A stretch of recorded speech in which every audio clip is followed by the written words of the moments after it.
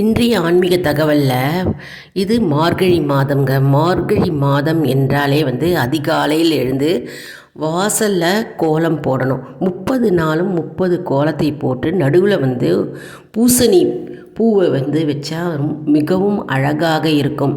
அது வீட்டில் நமக்கு லக்ஷ்மி கடாட்சத்தை ஏற்படுத்தி கொடுக்கும்.